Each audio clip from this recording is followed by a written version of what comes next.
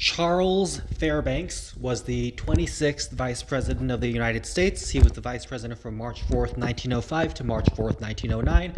He was the Vice President during what was technically the second term of President Teddy Roosevelt, although technically it was actually his first full term because Teddy Roosevelt, who had become vice president for President William McKinley's second term, obviously President William McKinley's vice president during his first term was Vice President Garrett Hobart, who had died halfway through. But Teddy Roosevelt was, of course, on the ticket with sitting President William McKinley in the 1900 election, and President William McKinley won re-election, and Teddy Roosevelt became the new vice president. And Teddy Roosevelt was vice president from March 4th of 1901 to September 14th of 1901, when President William McKinley died.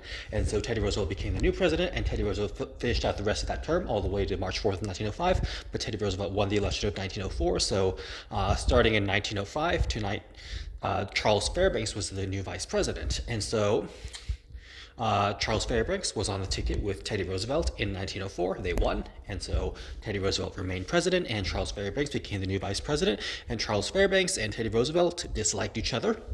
Now, Charles Fairbanks was only vice president from March 4th, 1905 to March 4th, 1909, as stated earlier.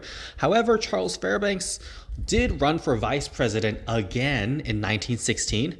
Charles Evans Hughes was the Supreme Court justice, was the Republican nominee for president, and the vice presidential nominee was former Vice President Charles Fairbanks.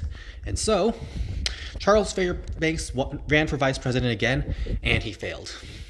So he tried to become vice president again, but he failed. And so if he had won, he would have been the very first non-consecutive vice president. And he would have been the third vice president to serve under two different presidents. But he did not win, so he did not become the first non-consecutive vice president.